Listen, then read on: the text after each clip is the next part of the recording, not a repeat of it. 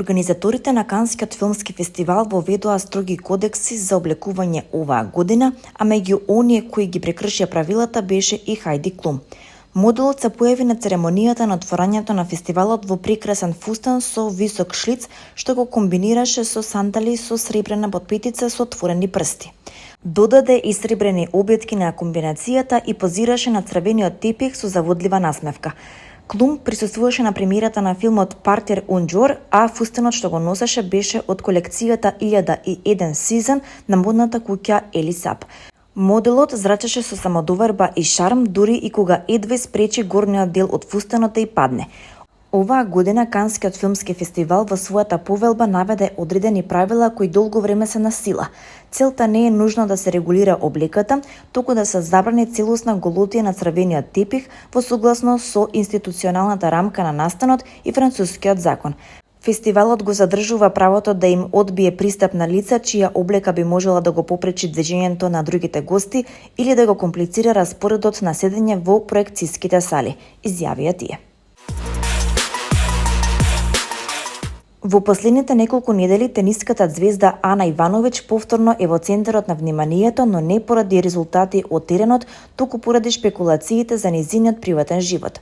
Германските медиуми секојдневно објавуваат нови теории за наводниот развод и можното смирување помеѓу Ана и нејзиниот сопруг, поранешниот фудбалер Бастијан Швајштайнгер.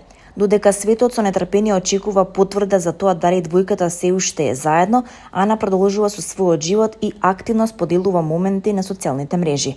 Таа неодамна објави фотографии од дружење со тениската легенда Роџер Федерер во Париз, што повторно ги раздвижи гласините.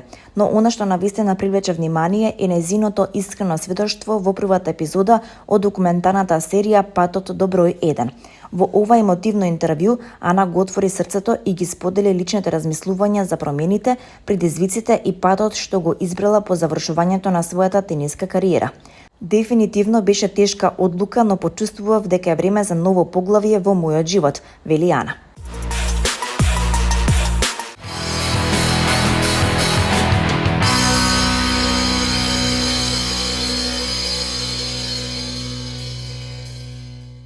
Македонскиот оркестар Феймс, кој е дел од институтот Феймс, настапи на свеченоста по повод најавата за изградба на првиот тематски парк на Дизни на Блискиот Исток на островот Јас во Абу Даби. Настанот го организираа Волт Дизни и Мирал, а меѓу гостите беа познати личности како Тајрис Гибсон, Наоми Кембел, Ед Вествик и други. Шоуто беше импресивно и го следеа 7000 дронови, велат од оркестарот. Со оркестарот диригираше од Стив Сидвел, а на сцената настапија и Ланг Ланг, заедно со пејачите Кери Елис и Сонја Балсара.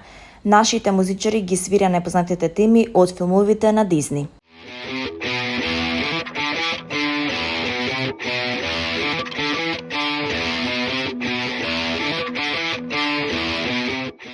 Француската актерка Жилиет Бинош ќе биде начело на жирито на Канскиот фестивал, а ќе се придружат Хали Бери, Пајал Кападија, Алба Рорфахер, Лейла Слимани, Джереми Стронг, Карлос Ригадас, Џуд Хамади и Хонг Сангсу.